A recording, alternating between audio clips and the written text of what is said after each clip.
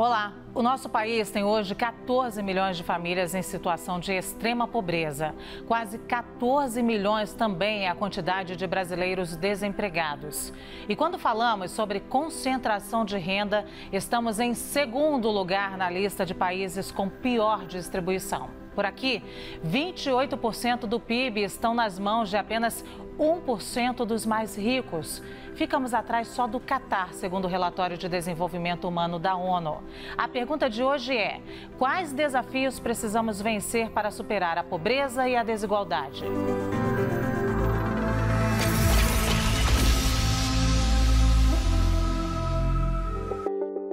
Olá, eu e as minhas colegas Lia Bock, Thaís Herédia e Débora Freitas te damos boas-vindas ao CNN Nosso Mundo.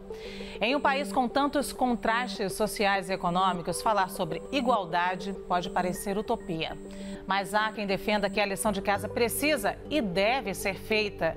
E para nos ajudar a vislumbrar esse caminho tão longo e tortuoso, eu apresento o nosso convidado de hoje. Ele é um economista de currículo invejável. Durante a sua carreira, tem se destacado nos estudos sobre mercado de trabalho, distribuição de renda, produtividade e desemprego. PhD em Economia pela Universidade de Londres. Atualmente, ele coordena a cátedra Ruth Cardoso no INSPER. O CNN Nosso Mundo recebe hoje Naércio Menezes Filho. Naércio, seja muito bem-vindo. Obrigado. Naércio, a gente começou aqui dizendo que a gente precisa vencer a desigualdade. E aí foi por minha conta, é isso que eu quero te perguntar. A gente quer vencer a desigualdade no Brasil? A gente quer superar a pobreza? Existe vontade política para isso? A gente continua horrorizado com o que acontece no Brasil ou isso passa despercebido para muita gente? Olha, a gente precisa reduzir a desigualdade e a pobreza, né? Porque elas causam muitos problemas para a nossa sociedade. Por exemplo, a gente é tão desigual que a criminalidade acaba sendo muito elevada. Tem pessoas morrendo de fome hoje em dia no Brasil, enquanto algumas pessoas têm um padrão de vida europeu, por exemplo. Então é um problema que está com a gente há muito tempo e que precisamos resolvê-lo. Aos poucos a gente tem melhorado a situação. Então, por exemplo, a educação melhorou bastante, a qualidade da educação está melhorando aos poucos, nós criamos o SUS com a nova Constituição.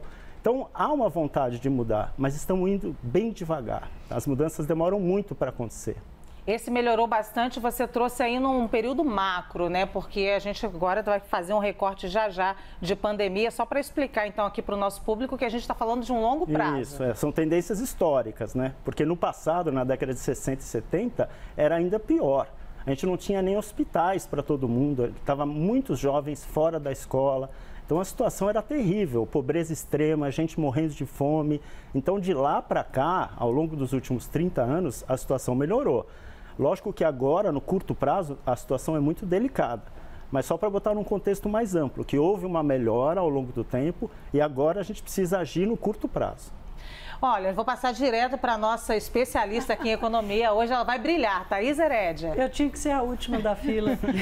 Naércio, que bom ter você aqui. Eu gosto muito de falar sobre produtividade, né? Porque, como diz o Paul Krugman, ela não é tudo, mas ela é quase tudo. E eu achei legal você trazer essa perspectiva histórica mais longa, porque o combate à desigualdade ele é um trabalho de muitas gerações. E eu quero te perguntar sobre quantas gerações, olhando para a situação de hoje no Brasil, mesmo considerando a pandemia, de como os nossos jovens estão saindo, da revolução tecnológica, se a gente fizesse tudo absolutamente certo a partir de hoje, quantas gerações a gente ia precisar para alcançar uma produtividade, sei lá, 20%, 30% melhor do que temos hoje? Bom, em termos de produtividade, a gente está bem mal na fita, né? Nós estamos basicamente com a mesma produtividade que tínhamos há 30 anos atrás, 40 anos atrás. Então, nós temos muitas tarefas a fazer, né? Primeiro, várias reforma, abertura comercial, reforma tributária. Os pobres pagam muito impostos indiretos quando estão consumindo arroz, feijão. Você tem problemas de burocracia, impostos, estrutura tributária muito confusa. E tudo isso ajuda a piorar a pobreza, principalmente, né? Porque se o país não cresce a taxas aceleradas, fica difícil reduzir a pobreza e também reduzir a desigualdade, né?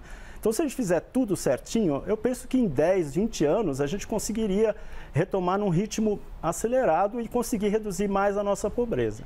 Deixa eu só emendar uma pergunta aqui, porque eu sempre dou esse exemplo. Você vai brilhar hoje, eu disse. Eu sempre dou esse exemplo de que no Brasil a gente precisa de quase 5 pessoas para fazer o que faz um americano, né? Essa é uma medida de produtividade que faz as pessoas entenderem um pouco melhor do que a gente está falando.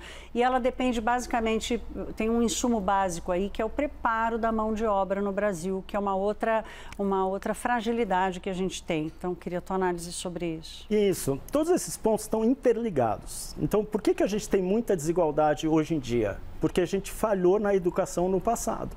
Então, a gente demorou muito para colocar todas as crianças na escola, para melhorar a qualidade da educação. Se você for olhar outros países, a Coreia, por exemplo, colocou todo mundo na escola num período rápido e a produtividade melhorou bastante. Tá? Os Estados Unidos, já no fim do século XIX, já tinha quase todo mundo com ensino médio. E o Brasil demorou 70 anos a mais. Então, quando tem poucas pessoas que têm ensino superior e a vasta maioria da população analfabeto, com pouca escolaridade, a desigualdade dispara. Então, e aí isso afeta a produtividade também, porque produtividade depende de ter mão de obra qualificada, com educação, gente com ensino superior. E se a gente não tinha nem ensino médio, que dirá ensino superior? E isso atrapalha a produtividade. Então está tudo interligado, desigualdade, pobreza, crescimento e produtividade. Débora Freitas. Naércio, eu queria trazer um pouquinho aqui para o cenário da pandemia e te pedir uma explicação, na verdade, né? O ministro Paulo Guedes tem falado muito numa retomada em V da economia. E alguns especialistas dizem que essa retomada vai ser em K. Então, primeiro, eu gostaria que você explicasse o que são essas letrinhas e de qual delas nós estaríamos mais próximos. Sim, retomada em V é uma queda acelerada que teve em 2020, né, até junho, com a pandemia, seguida de uma recuperação acelerada, que teoricamente estaria acontecendo agora, né? E a retomada em K significa que tem alguns grupos que se beneficiam da retomada, mas a parte de baixo, a perninha de baixo do K, é uma grande parcela da população que não está se beneficiando da retomada, que é no setor de serviços, pessoais, que demora mais para reagir. E eu acho que a gente não está em nenhuma das duas, na verdade, porque a gente deu uma recuperada, mas agora está voltando para o que estava acontecendo no ano passado, com a segunda onda, a vacinação demorando muito para vir. Então, vários estados decretando toque de recolher. Então, as pessoas vão voltar para casa. E a hora que as pessoas voltam para casa, o desemprego acelera e a economia começa a cair de novo. Então, eu diria que a nossa recuperação é em U. A gente acelerou até o final do ano passado e agora vai voltar para onde a gente estava lá atrás. Lia Bock. A gente escuta muito dizer que existe dinheiro circulando no mundo suficiente para todas as pessoas, né? Mas ele está mal distribuído. Eu achei um dado que 2 mil milionários têm mais grana do que 4 bilhões de pessoas, né? Recentemente, numa entrevista aqui, o Siddhartha Ribeiro, cientista, defendeu a renda básica universal. Você acha que isso seria uma opção para a gente diminuir a igualdade ou isso é uma utopia muito distante? O quão longe a gente está desse ponto? Bom, é verdade que a desigualdade é muito grande, não só no Brasil, mas no mundo todo. Realmente você tem uma parcela muito grande da renda concentrada em poucas pessoas. Mas eu acho que o dever de casa que a gente tem que fazer é bastante complexo. Eu acredito num programa de renda básica. Agora, eu acho que seria melhor não ser universal, a gente concentrar nas famílias mais pobres, que são as que mais precisam de recursos. Então, eu acho que ao invés de dar, por exemplo, R$200 para todas as famílias brasileiras, é melhor você dar 400 para as famílias mais pobres, especialmente com crianças, porque são as crianças que precisam mais escapar da pobreza. Então, eu acho que o fundamental agora é pensar em programas de transferência, não só durante a pandemia, mas de maneira geral, para que a gente possa transferir renda para as famílias com crianças pobres, para que essas crianças consigam se desenvolver, consigam aprender na escola, consigam terminar o ensino médio, consigam entrar no mercado de trabalho. Então, eu acho que medidas desse tipo, transferências de renda, são boas, são necessárias, mas eu prefiro que elas sejam focadas nas famílias mais pobres. Eu acho que é um desperdício você dar para todo mundo, inclusive para as famílias mais ricas. É mais ou menos a crítica que fizeram ao auxílio emergencial, que acabou sendo dado para muita gente, é isso? Exato, eu falei bastante isso, eu fiz uma pesquisa que mostrava que até 2/3 das famílias que receberam o auxílio não precisavam tê-lo recebido, porque elas não eram pobres, elas não ficaram pobres com a pandemia, E mesmo assim, como o limite estava muito alto para entrar no programa, que era R$3.000, R$3.000 parece pouco para a gente, mas a pobreza no Brasil é menos que isso. Quer dizer, para você ser pobre no Brasil, você precisa ganhar em torno de R$1.000, R$1.500. Abaixo disso, você é pobre. E como o programa permitiu até 3.000, entrou muita gente que não era pobre. E, além disso, muita gente que ganhava mais do que 3.000 entrou também. Então, o TCU mostrou que 55 bi do que foi gasto com o auxílio foi gasto indevidamente.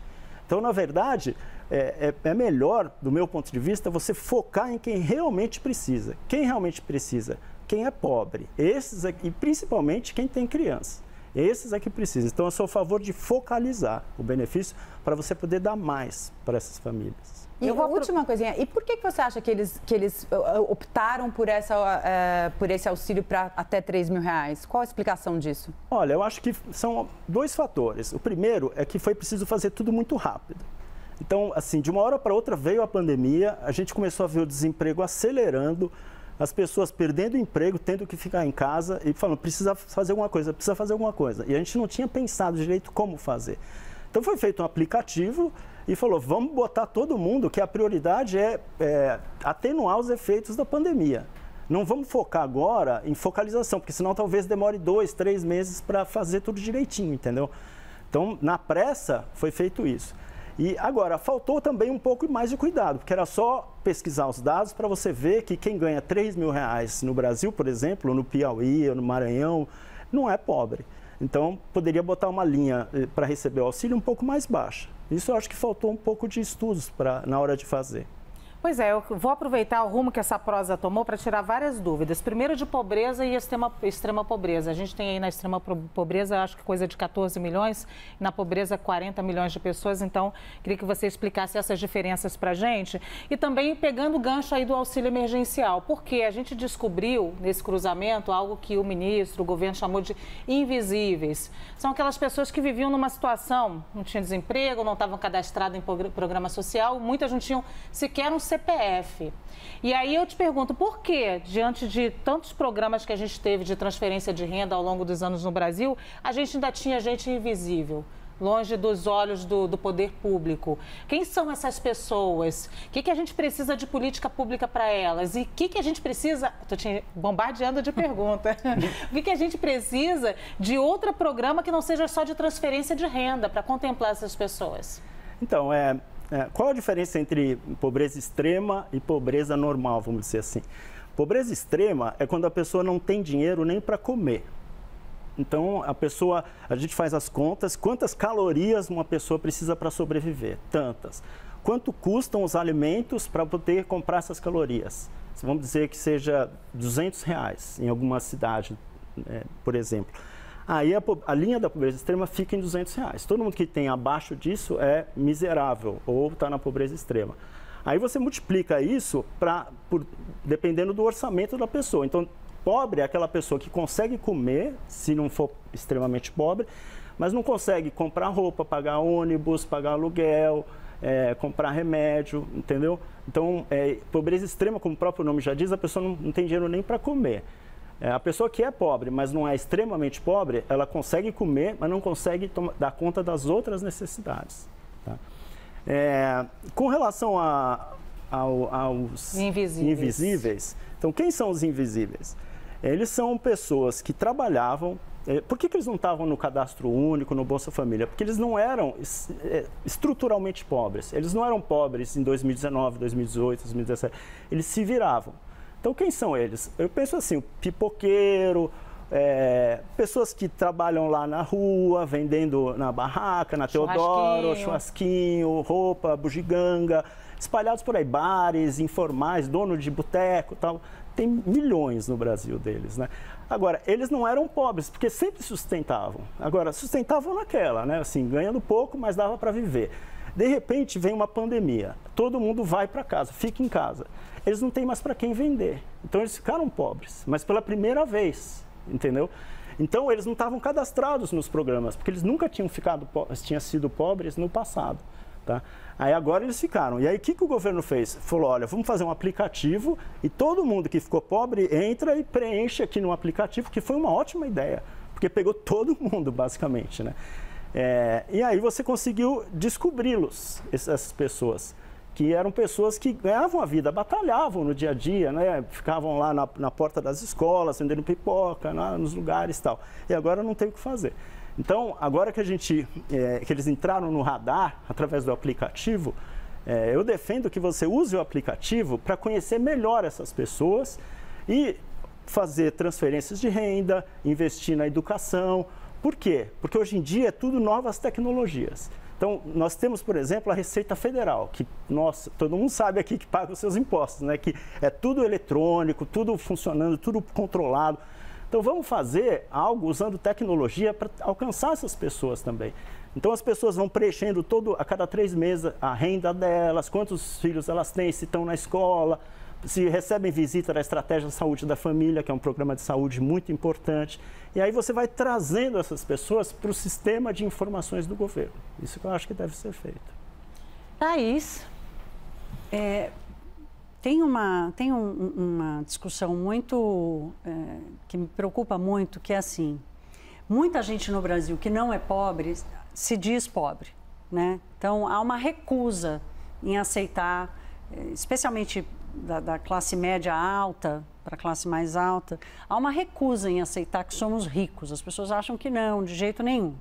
Então, agora, por exemplo, há poucas semanas, a Receita Federal liberou lá para fazer a declaração do imposto de renda. Temos cerca de 95, ou sei lá, 100 milhões de pessoas no Brasil aptas a trabalho e apenas 35 milhões vão pagar imposto de renda. As outras 70 milhões pagam imposto via consumo, como você disse aqui. A gente aqui que é rico, se for comprar um caderno, para nós custa muito menos esse imposto do que para a família pobre que vai comprar. E isso que dificulta a reforma, porque o Congresso Nacional vai lá e escuta assim, não, não poder receber de volta o imposto, o dinheiro que eu gastei com saúde privada é um absurdo. O abono salarial, que atende a 1/3 hoje desse grupo de trabalhadores, também não pode mexer, porque, veja bem, o que alimenta essa fantasia de que essa turma não se acha rica? É uma coisa esquisita mesmo, né? No Brasil, se você ganha acima de R$5.000, você já está na parte de cima da distribuição de renda, entendeu? Muita gente ganha menos do que R$5.000 de renda familiar, né? No Brasil como um todo. Agora, as pessoas, como você falou, né? Se ganham 6, 7 mil, 10 mil, falam, não, eu sou classe média. Tem que mexer com o pessoal lá em cima, que são os verdadeiros ricos. E você não consegue, só com quem é muito, muito rico, você não consegue resolver os problemas. Você tem que taxar quem é rico na verdade, não quem se acha rico, né? E eu acho que foi, assim, uma coisa que evoluiu historicamente, né? Porque no Brasil, quem tem acesso ao ensino superior? A parcela mais rica da população. Quem estuda de graça nas universidades públicas? A parcela mais rica da população. Quem consegue, como você falou, abater os gastos com saúde e educação do imposto de renda? É essa parcela. Então, e essa parcela tem muito poder na prática. Por quê? É a classe média que compra jornal, é a classe média que está na TV, que forma opinião, os formadores de opinião em todos os lugares, são aqueles que muitas vezes financiam campanhas também. Então, fica mais difícil mexer com essa parcela da população. Essa parcela tem muito poder, não tanto os mais ricos, que também têm, obviamente, até mais, mas também esse pessoal que compra jornal, que participa das atividades, o pessoal que tem mais educação, né, superior e tudo.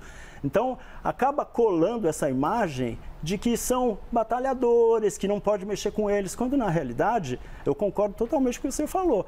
Nós precisamos dar a nossa contribuição para poder resolver os problemas que existem no Brasil. Não só em termos de impostos, como subsídios também. O montante que vai de subsídios para pessoas mais ricas e para empresas mais ricas e setores que não precisam é imenso também. Então, você poderia resolver parte do nosso déficit público se você conseguisse diminuir um pouco os subsídios que a gente dá para essa classe média alta que se acha sem tantos direitos assim. Vou dar só um exemplo aqui da cesta básica. Todo mundo fala, não pode mexer com a desoneração da cesta básica. Lá tem filé mignon, tem salmão, tem caviar, tem atum enlatado. Enfim, mas vamos lá, vai. Mas você acha que se a gente tivesse nós, classe média, tivéssemos uma consciência maior dessa desigualdade, a gente conseguiria mudar? Porque esse mesmo pessoal que diz que não é rico é quem mantém o banheiro de empregada, que é uma coisa extremamente brasileira, é quem obriga a babá a usar uniforme. Então, quer dizer, a gente acaba reforçando essas diferenças sociais, né? Exato, Eu acho que tudo isso vem, como eu falei, né, de um ponto de vista histórico, né? A gente teve escravidão, aí depois quando libertaram os escravos, não foram dadas oportunidades para os negros entrarem no mercado e ganharem e se educarem, eles ficaram fora da escola durante muito tempo. E aí começou a ficar usual você ter uma empregada doméstica, você ter motorista, você ter todas as benesses, e sendo classe média, não precisava ser rico no Brasil para ter tudo isso. Quando você vai para o exterior, por exemplo, não é normal isso, as pessoas terem uma empregada, ou terem um motorista, ou terem uma babá. Você tem que ralar e batalhar, você vai para a Europa, para os Estados Unidos, certo? Então aqui no Brasil, essas coisas, a desigualdade que já vem de muito tempo, acabou criando essas facilidades para a classe média que agora não quer abrir mão. Por isso que fica tão difícil você mexer, porque as pessoas falam, não, mas eu sempre tive isso, por que eu vou ter que pagar mais imposto? Quer dizer que eu não posso abater do imposto de renda o meu gasto com saúde privada, muitas vezes cosmética até, né? E educação privada, eu escolhi, mas eu quero abater. Então, acaba se criando tantos privilégios e as pessoas se acostumam, porque vai de pai para filho, para neto. Falam, mas justamente eu agora não vou poder ter um motorista? Por quê? Entendeu? Ou seja, estrutural e vai se perpetuando. E vai se perpetuando. E é muito difícil romper. Porque, por exemplo, suponha que você queira tributar lucros e dividendos, que é uma coisa que é feita em vários países. Você reduz o imposto de renda da empresa, pessoa jurídica, mas aumenta a tributação quando o acionista recebe juros e dividendos. Muito difícil passar. As pessoas falam, não. Por que vai mexer com lucros e dividendos? Tem outras coisas para mexer primeiro. Primeiro tem que resolver o superávit primário. E tem que resolver o superávit primário também, né? Que a gente está com um déficit muito alto. Mas, entendeu? Um vai passando a batata para o outro. Ninguém quer abrir mão dos seus privilégios. Por isso que é muito difícil mudar isso. Abrir mão de privilégios é sempre uma luta. A gente vai falar muito sobre isso ainda. Lia Bock, vai lá. Muita gente que trabalhou duro, lutou para conquistar o que tem e tem razão de pensar assim, não enxerga os problemas dessa visão, né? De que eu mereci o que eu tenho, né? E eu queria saber o quanto você acha que a meritocracia, que é esse eu lutei, eu mereço, eu tenho esse direito, atrapalha na luta contra a desigualdade. E como a gente pode mostrar para as pessoas que de fato lutaram para ter o que elas têm, né, que estão batalhando, os problemas desse tipo de raciocínio? Eu acho que é uma pergunta bastante interessante, né? Eu acredito assim, as pessoas, assim, eu não estou dizendo que classe média alta e rico não batalhou, muita gente batalhou. Bom, eu vejo meus filhos estudando vestibular, que nem uns malucos para entrar numa boa faculdade, depois conseguir um emprego e trabalhar. Então não é uma questão de marajás, vamos dizer assim, o pessoal batalhou mesmo. Agora, muitas vezes, por não querer, por que as pessoas não querem abrir mão de certos privilégios? Porque eles não veem justamente como a sociedade podia ficar melhor se a gente não tivesse tanta desigualdade. Porque quais são as consequências dessa desigualdade? Fica todo mundo preso em condomínios fechados, com carros blindados, sem convivência em comum, com medo de ser assaltado, medo de crime. Então, você vai para outro país, Canadá, por exemplo, todo mundo anda na rua, todo mundo conversa, todo mundo mora em casa normal. E esse convívio faz bem, cria capital social, você confia mais nas pessoas. Então, falta para as pessoas, porque elas já estão tão acostumadas com essa situação, eu moro em condomínio, entro no meu carro blindado, vou para a escola privada, volto, aí a babá toma conta, que as pessoas não conseguem ver uma alternativa, entendeu? Um outro mundo, que seria um mundo em que as pessoas tivessem mais, como eu falei, confiança umas nas outras. E a meritocracia, eu acho importante. Agora, para ter meritocracia, todos têm que sair do mesmo ponto de partida. É isso que eu te perguntar. Então, que meritocracia é essa se o filho de uma pessoa rica já parte de um ponto inicial muito à frente do filho de uma pessoa pobre? Eu costumava brincar assim, que eu chamo da loteria da vida. O que é a loteria da vida? aonde você nasceu. Se você, suponha que a criança, o bebê pudesse enxergar as coisas quando nasce. Aí ele vê, nasci nesse hospital chique, minha vida vai ser bem mais fácil daqui para frente. Aí se uma pessoa nasce numa situação mais difícil, uma situação pobre, vai enfrentar muito mais problemas na vida do que a que nasceu numa pessoa rica. E nascimento não é mérito, você nascer numa família rica ou pobre, é sorte. Então, quem nasceu numa família com mais condições, com mãe mais educada e pai mais educado, teve sorte. Agora, não precisa ser tanta diferença assim, entendeu? Então, a meritocracia, para ter meritocracia, todos têm que ter condições iniciais iguais, tem que ter igualdade de oportunidades. Então, aí depois, eu defendo isso. A hora que você tiver igualdade de oportunidades, todo mundo tiver educação, saúde, boa até uma certa idade, até a juventude, aí depois deixa a meritocracia rolar. Aí quem ralar mais, ganha mais. Quem quiser trabalhar mais, vai ganhar mais. Mas vamos dar condições iniciais iguais para todos. E o que a gente não tem no Brasil. Então, eu acho difícil falar de meritocracia no Brasil, onde a gente tem tantas diferenças logo que a criança nasce. Ô, Naércio, eu quero te fazer uma provocação aqui, na verdade tem a ver com privilégio, porque acho que um dos problemas nossos talvez seja o desconhecimento ou não importância com a nossa história. E aí, muito difícil falar para uma pessoa que é privilegiada, ela diz, mas eu não sou privilegiada. E ela, quando você fala sobre escravidão também, ela fala, mas eu não escravizei ninguém. É muito comum até ver essa brincadeira nas redes sociais. Realmente, as pessoas não percebem que elas são descendentes de um grupo que foi privilegiado ao longo da história, que elas colhem ainda esse privilégio, e outros que colhem as tristezas e as mazelas de terem nascido num grupo que sofreu por conta do Estado brasileiro. Então, as pessoas não percebem isso. Primeiro, como a gente pode trabalhar para que a pessoa entenda o seu próprio privilégio? Acho que essa é uma questão central de quem é o privilegiado e como a pessoa entender que é privilegiada nesse sistema onde ele realmente batalha, como você disse. Ele trabalha e batalha e ele não consegue reconhecer essas desigualdades históricas e que faz parte dessa desigualdade histórica.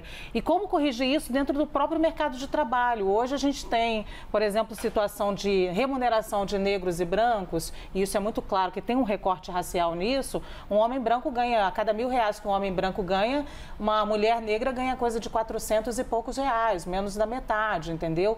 A hierarquia é homem branco, mulher branca, homem negro e lá embaixo a mulher negra. Como a gente corrigir essas desigualdades linkando com esse privilégio? Eu acho que para aumentar o reconhecimento dessas diferenças, eu acho que tem que começar na escola, eu acho. Eu acho que a nossa educação falha muito nesse sentido.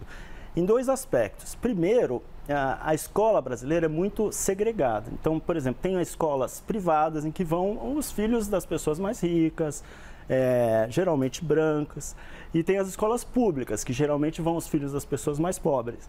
E isso dificulta a convivência entre alunos de diferentes classes sociais, e diferentes raças, e diferentes gêneros. Então, tudo isso já complica um pouco. Além disso, a qualidade da educação no Brasil é bem baixa, tá? Na escola, principalmente na escola pública, mas na escola privada também não é essas coisas, fora algumas escolas de alta elite, né? Agora, então, essas coisas eu acho que tem que ser ensinadas na escola, eu acho. Assim, com professor, mas não só lendo livro, decorando, você tem que conversar, você tem que fazer dinâmica, você tem que chamar atenção para o problema. Muitas vezes os professores não querem chamar tanta atenção para o problema, é um assunto delicado, mas eu acho que tem que sim, ao longo da escola pública e da escola privada, esse assunto tem que ser debatido, tem que ser feitos trabalhos sobre isso para esclarecer, tá? Então eu acho que muitos dos nossos problemas têm a ver com deficiências na educação nossa brasileira, que a gente sabe que a qualidade não é muito boa. E com relação à discriminação, realmente é impressionante, né? Eu fiz um estudo recente que mostra que essa diferença que você falou persiste mesmo entre as pessoas com ensino superior. Então, mesmo quem estudou em universidade pública, essa mesma diferença persiste. Homem branco, mulher branca, homem negro, mulher negra, com ensino superior. E muitas vezes dentro da mesma carreira, tá? Então, é algo que está muito arraigado no mercado de trabalho brasileiro. E tem vários estudos que mostram que isso é resultado de discriminação. Então, tem estudos nos Estados Unidos que são muito interessantes, por exemplo, eles mandam currículos para as empresas com nomes tipicamente de jovens brancos, porque lá é mais diferente, assim, nomes de brancos são bem diferentes dos nomes dados aos negros. Então, eles fizeram currículos iguais, mas botaram nomes de brancos em uns e nomes de negros em outros. A taxa de rejeição dos nomes associados a negros foi muito maior do que dos brancos, sendo que o currículo era igual, só mudava o nome, entendeu? Então, esse e vários estudos depois deles mostram que há muita discriminação. Então, as pessoas, na hora de contratar, na hora de dar promoção, principalmente empresas de alta tecnologia, empresas mais produtivas, essa discriminação ocorre em todo lugar. Tá? Então, é isso que dificulta essa competição igual, vamos dizer assim, baseada no mérito, salário igual para as pessoas com mesma produtividade, tá? No Brasil. Agora, eu acho que está mudando um pouco. Eu vejo nos últimos anos, olha, eu estudo isso há bastante tempo, e eu vejo nos últimos anos que a sociedade está acordando para esse problema. Então, a questão da discriminação racial, a questão de diferença de gênero, homem e mulher, porque as mulheres também dificilmente conseguem chegar numa posição de diretoria aqui no Brasil. Tá? Porque as pessoas falam, não, ela vai cuidar dos filhos e tal, mas não é, alguém tem que ter filhos, né? No caso, é a mulher. Então, eu só queria ressaltar que eu acompanho isso há muito tempo e de uns 2, 3 anos para cá eu estou percebendo mudanças. Tanto na questão do negro, o papel do negro, a relevância da pessoa negra, como na questão de gênero também. E os nossos filhos que estão na escola agora, eles estão bem atentos para isso e estão vocalizando isso. Então, eu acho que isso nos dá um pouco de esperança também, para a gente não ficar só tão pessimista assim. Eu vejo uma pequena mudança acontecendo e que, se continuar, pode mudar isso daqui a 10, 15 anos. Só para a gente agregar aqui outros grupos que são também minorias, pessoas com deficiência também estão incluídos nesse grupo, LGBTQI+. Também. E também tem o papel das redes sociais, né, dos influencers, vamos dizer, que muitas vezes são as pessoas que falam lá, gravam o vídeo, o YouTube tem acesso mais direto com todos os jovens e conseguem colocar sua situação, colocar sua posição e às vezes de uma forma até mais aguerrida.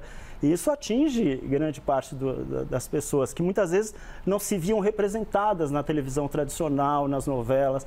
Agora tem outro mecanismo de atingir essas pessoas. E eu acho que as coisas estão mudando. Agora, como tudo no Brasil, é tudo muito lento, tem muita reação. Então, muito do conservadorismo que a gente vê hoje em dia, mais extremado, é uma reação a esses avanços que a gente está tendo, de tratar os homossexuais, LGBTs, de igual para igual, brancos, negros, homens, mulheres. Então, eu percebo um pouco dessa polarização, desse conservadorismo, como uma reação a isso. As pessoas dizem, como assim? Agora mudou as coisas? Não, mudou sim. É um tensionamento, né? Inclusive, acho que um exemplo dessas reações tivemos há bem pouco tempo voltados para empresas que tiveram iniciativas, processos seletivos exclusivamente para profissionais negros, né? Acho que traz uma esperança, sim, louvável, mas ainda é muito pouco. Só que isso traz um valor também para a empresa. Tem uma questão financeira e promover um ambiente mais igualitário, não? Exatamente. Eu acho que as duas coisas acontecem. Tem uma reação das pessoas falando, mas por quê? Ora, por quê? Porque a gente teve uma situação de discriminação que vem de séculos. Então, isso é porque, inclusive, cotas para o ensino superior, também houve reação no início. E agora todo mundo diz, não, realmente não atrapalhou a qualidade do ensino, porque as pessoas falam, mas como assim? Não é mais mérito? Então entra quem estudou numa escola pública sem mérito, ou um negro que não tem mérito. Agora a gente vê que eles se esforçaram tanto para chegar até lá, que o desempenho é igual entre brancos e negros que estão na universidade. Tá? Então, essa reação inicial começa e aos poucos ela vai se mostrando equivocada. Recentemente você escreveu um artigo no Valor Econômico que tinha como título a pergunta Fundo do Poço? Ali você fala da importância do auxílio emergencial e como ele muda o contexto da pobreza no país. Eu quero entender onde é esse fundo do poço para caso a gente chegue lá, assim, e como ele afeta essas pessoas como nós aqui na Avenida Paulista, na Faria Lima, ou o telespectador que está em casa tomando um vinho agora. Olha, o fundo do poço é uma situação em que a segunda onda está acelerando, novas variantes, e a situação saindo de controle em algumas cidades. E isso pode vir a ser generalizado. Então, pode ser que em São Paulo, daqui a 2, 3 semanas, a situação saia de controle. Então, não tem mais UTI, nem para o rico que está tomando vinho em casa, que às vezes sai para um restaurante e aí pega Covid. Aí fala, não, mas tranquilo, eu tenho um hospital privado. Mas e se o hospital estiver lotado, as UTIs lotadas? Aí vai afetar essas pessoas também. E além disso, com a segunda onda, se não tivesse o auxílio emergencial, que está demorando um pouco para sair, a pobreza começa a ficar mais visível. As pessoas não vão ter o que comer, como a gente estava falando, né? Pobreza extrema, os miseráveis. Porque as pessoas não podem trabalhar, porque veio a segunda onda, toque de recolher, e não estão recebendo mais o auxílio emergencial. Então elas vão ter que sair para a rua, para tentar vender alguma coisa, tentar consumir alguma coisa. E aí isso pode aumentar a disseminação da doença. Então começa a criar um círculo vicioso em que a epidemia vai se agravando, não tem mais vagas nos hospitais e as pessoas não têm nenhum dinheiro para viver. Então essa é a situação que seria o fundo do poço, que a gente pode chegar lá ainda, tá? E aí isso vai afetar todo mundo, como eu falei, né? Porque as pessoas, a hora que não tiver mais vagas nos hospitais, a gente viu em alguns estados, os mais ricos pegando jatinho para pegar UTI aqui em São Paulo, UTI em outro lugar. Agora, e quando não tiver mais UTI em lugar nenhum e a pessoa tiver que ser entubada em casa? Então, aí eu acho que é o fundo do poço. Então, a gente tem que lutar para não chegar nessa situação. Então, as pessoas têm que ficar mais em casa, tem que acabar essas festas, todo mundo usando máscara e auxílio emergencial para os mais pobres. Na verdade, tinha, sim, um complemento da minha pergunta, que eu fiquei tão envolvida na sua primeira resposta que eu acabei me perdendo, né? Que me surgiram outros questionamentos. Mas é em relação ao impacto financeiro da empresa que promove um ambiente mais igualitário. Isso. Tem um estudo nos Estados Unidos muito legal, que foi publicado numa revista muito importante lá. E ele diz, o fato da gente não ter dado igualdade de oportunidade para as mulheres e negros nos Estados Unidos fez com que a gente crescesse 2% a menos nos Estados Unidos nos últimos 40 anos. Por quê? Porque a gente perdeu as ideias, as inovações das mulheres e dos negros que não conseguiram competir em condições de igualdade por causa da discriminação com os homens brancos. E isso trouxe uma queda no crescimento econômico dos Estados Unidos. Então, se a gente transpuser para o caso brasileiro, é ainda mais grave, né? Porque a discriminação ainda é maior, e a gente tem menos igualdade de oportunidades. Então, não só as empresas, que também vai acontecer isso, né? Elas estão perdendo, ao perder uma ideia inovadora de um negro, por exemplo, mas o país como um todo. O país está perdendo, porque muitas pessoas que poderiam contribuir com startups, novas empresas tecnológicas, mais produtividade, não chegam nem na faculdade e não conseguem, quanto mais, um emprego nessas empresas. Então, tanto as empresas como o país como um todo acabam perdendo com essa discriminação que existe já há bastante tempo aqui no país. Nós desperdiçamos uma riqueza que se chama diversidade, Exato. que a gente tem de monte, né, Thaís?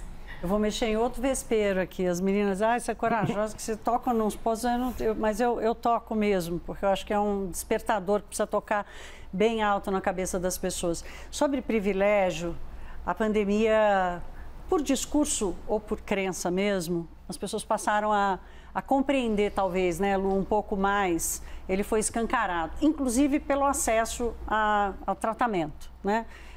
Bons hospitais, maus hospitais e por aí vai. Ao mesmo tempo em que nós vimos esses milhões de brasileiros invisíveis perdendo o emprego, no serviço público a estabilidade manteve essas pessoas empregadas. Agora, por exemplo, para uma segunda rodada, a proposta era que o governo pudesse, de alguma forma, mesmo que fosse temporário, fazer o que o setor privado fez, reduzir jornada e reduzir salários. Isso é praticamente palavrão, é blasfêmia, é como se tivesse causando ali uma guerra civil no diálogo da sociedade brasileira com a classe política. O que vai mais precisar acontecer neste país, depois desta pandemia, para a gente conseguir trazer, especialmente a elite do funcionalismo público, e aí eu falo da elite mesmo, mais próximos para a realidade do país? Eu acho que isso nunca vai acontecer, porque, como você falou, né, mesmo com a pandemia, com esse sofrimento generalizado na sociedade, com as pessoas perdendo o emprego, os negócios fechando, você não conseguiu mudar algumas regras da elite do funcionalismo. Então, eu acho muito difícil que isso algum dia vai acontecer. Tá? Eu acho que tem uma camada no setor público que é altamente privilegiada e que realmente precisa também dar sua contribuição nesses momentos para o país. Lógico que tem milhares de trabalhadores na educação, na saúde, que estão lá na linha de frente, batalhando, estão dando sua contribuição e muito. Agora, a gente está falando de uma classe mais privilegiada, que tem salários altíssimos, uma série de benefícios. Judiciário e legislativo, também, especialmente. Exato. E aí, quando você fala de aumentar um imposto ou diminuir o salário com diminuição de horas, vem uma reação muito grande, você não consegue mexer. Então, novamente, são pessoas que têm um poder muito forte, que a gente estava falando da elite em geral. Agora, se a gente for dentro da classe política, o judiciário, aí temos mais poder ainda. Então, é mais difícil ainda mudar essa situação. Os brasileiros não percebem que eles é que pagam essa conta, né? Não é só perder o emprego que ele está pagando a conta, consumindo qualquer coisa no país, ele está pagando algum imposto e está pagando essa conta, né? Exato. Isso não é muito visível, né, para o brasileiro, que toda vez que ele está comprando, né, um produto, ele está pagando imposto e está financiando isso, né? Então, acho que o brasileiro perdeu, assim, ou talvez nunca teve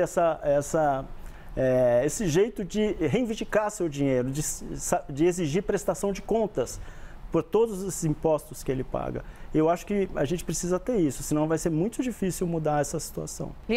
Já que a gente está falando aqui dos nossos ricos, se referindo à filantropia dos grandes milionários americanos, o filósofo alemão Peter Sloterdijk disse que, ao contrário do que a gente acreditava no século XX, não são os pobres, mas sim os ricos que vão mudar o mundo. De fato, lá tem Bill Gates, Larry Ellison, Warren Buffett, que vão doar, dizem que vão doar 95%, 99% de suas fortunas, né, para filantropia. Com certeza esse filósofo não conhece o Brasil, né? Eu te pergunto, os nossos ricos, que envolvem esse também do funcionalismo, eles são piores do que os outros? O que acontece com a gente? Então, eu não diria que são piores, mas realmente na questão de doação de recursos para boas causas, a gente está bem atrás do que acontece em outros países, né? A gente sabe que nos Estados Unidos, por exemplo, como você falou, né, a questão de doação para causas, inclusive doação de grande parte do que ficaria para a herança, é feita para causas na área de saúde, educação. Então, o caso de Bill e Melinda Gates, por exemplo, e temos vários casos espalhados aqui. No Brasil, não. No Brasil, isso é bem raro. As pessoas transferem grande parte dos seus recursos para os seus herdeiros. Essa é a norma. Mas eu acho que também tem um pouco a ver com o tratamento tributário. Por quê? Porque o imposto sobre herança no Brasil é muito baixo. Então, por que nos Estados Unidos as pessoas preferem doar? Porque se elas forem transferir para os seus filhos, eles vão pagar um imposto enorme. Na Europa também. Então, a maioria do dinheiro vai para o Estado. E só o que restar é que vai para o filho. No Brasil, o imposto da herança é tão pequenininho que vale a pena doar tudo para o filho.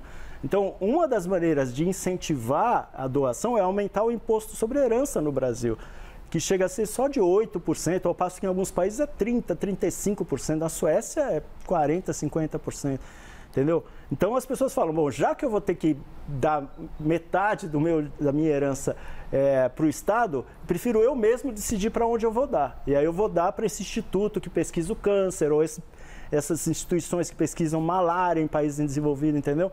Então, a solução para isso é aumentar o imposto sobre a herança aqui no Brasil. Perfeito, Naércio. Você também, só para pegar um gancho nessa fala, você também é favorável à taxação de grandes fortunas? Acho que no momento em que o governo federal discute uma reforma tributária, né, o que deveria ser prioridade, já que a tributação é bastante importante nessa coisa da desigualdade?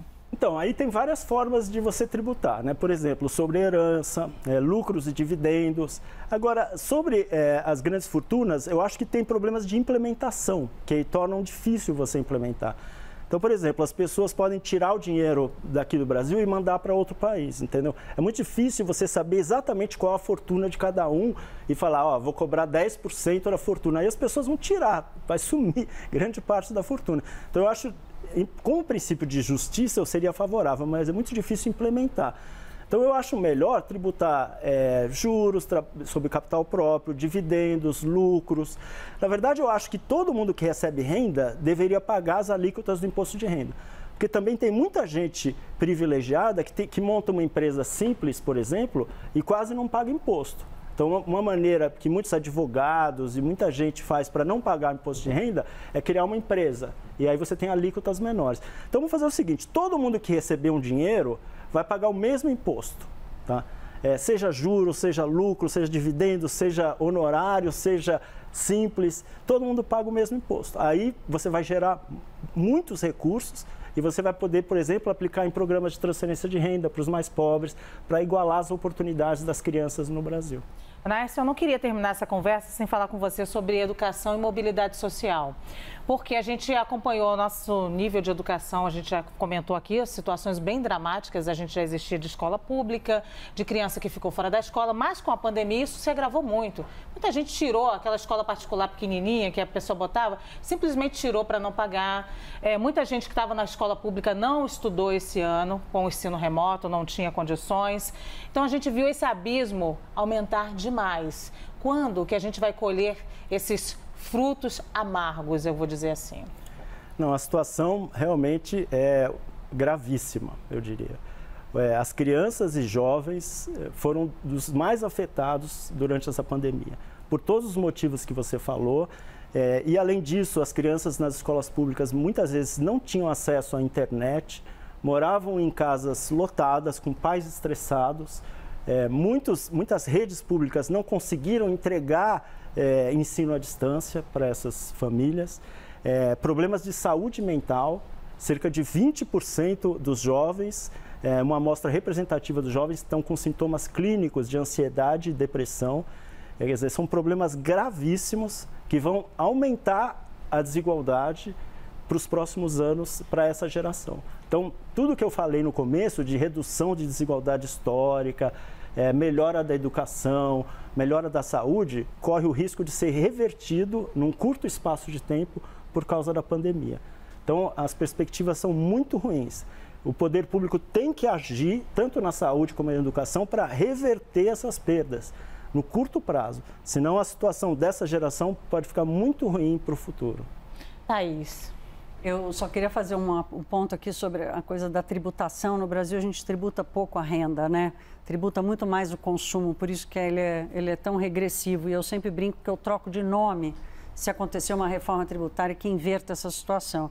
De novo, comprando briga eu aqui. Certamente é a última pergunta, porque estamos chegando no final. O Brasil tem tantas prioridades que parece que não temos nenhuma, não sabemos por onde começar. Se você tivesse a caneta do poder público, de implementação da política pública, você começaria por onde? Onde mexer já, neste cenário de pandemia, com desemprego e desigualdade? Eu acho que a origem de tudo está na educação. Então, eu mexeria na educação, na primeira infância especialmente. Tá? Porque muitas coisas que aconteceram no passado, que estão afetando as gerações mais velhas, são muito difíceis de serem revertidas. Mas, todo ano nascem 3 milhões de brasileirinhos. Vamos dar igualdade de oportunidade para esses brasileirinhos, qualquer que seja a raça deles, o gênero, se eles nascem no interior do Piauí, no Rio de Janeiro, todo mundo vai ter a mesma igualdade de oportunidade, a chance de poder realizar seu sonho na vida. Então, meu foco estaria na primeira infância e na educação. Melhorar dramaticamente a escola pública, o sistema de saúde público, sem falar de assistência social, transferências de renda, como a gente já falou, e segurança. Então, com foco, lógico que todo mundo vai se beneficiar, a gente não vai deixar os mais velhos se perderem. Mas o foco, né? O foco deveria ser nos brasileiros que nascem todos os anos e que muitos que nascem numa situação de pobreza nunca vão conseguir realizar seus sonhos. A gente está perdendo essas pessoas. Então, o foco seria ali para mim. Ô, Naércio, essa sua fala agora me deixa até um pouco emocionada e me relembra tantos outros brasileiros, tantas personalidades que lutaram para acabar com a desigualdade, diminuir a desigualdade no Brasil. Lembra aqui do Herbert de Souza, que tinha uma emergência muito maior, que era a fome. A gente lembra da Darcy Ribeiro, que lutou muito pela educação no Brasil. Milton Santos, que falou muito sobre redução de desigualdades. E aí eu te pergunto, baseado em todos esses brasileiros que já falaram tantas coisas como essa, como é o seu cansaço diante dessa luta, como você reage diante dessa luta, você que é mais um, todos os dias alertando sobre isso. Seu ânimo, não seu cansaço, seu ânimo. Não, a gente tem um drive interior, né? Acho que estudando, quando eu resolvi estudar isso, né? Porque eu estudei estatística, trabalhar com dados, né? Eu poderia fazer qualquer coisa, mas eu falei, não, vou estudar educação, vamos reduzir essa desigualdade, reduzir essa pobreza. E às vezes dá um desânimo. Mas aí você olha para a geração mais jovem e eles nunca estão desanimados. É engraçado. Eu vejo minha filha, meu filho, eu vejo o Congresso, tem pessoas muito legais no Congresso, jovens, que estão lá, que sempre vão acreditar. Aí eu falo, eu não tenho direito de desistir quando tem tanta gente jovem aí lutando e que acredita que, não, vai dar para mudar sim. Porque se de alguma maneira eu inspiro essas pessoas, se eu desistir pode ter um prejuízo muito grande para o futuro. Então é isso que dá aquele ânimo, você olhar para os mais jovens e ver que sempre vai ter alguém que vai ainda acreditar nos seus sonhos. Você nos deu de presente uma família aguerrida também? Espero que sim. Que sorte a nossa. Vamos chamar mais vezes ele? Pelo menos assim, 2 vezes por semana? Para ele repetir essa frase? Perfeito, perfeito. Olha, Naércio, muito obrigada. Foi uma honra aqui dividir essa 1 hora com você. A gente ficaria muito mais tempo conversando, porque esse tema é muito urgente. O nosso time sabe da urgência desse tema, de quanto a gente gostaria de falar sobre isso. Te convido já para voltar outras vezes, mas nós traremos outras pessoas que têm ânimo, aguerrida, como você aqui, para o nosso mundo, porque é importante essa discussão para a gente. Muito obrigada. Legal, muito obrigado pela oportunidade.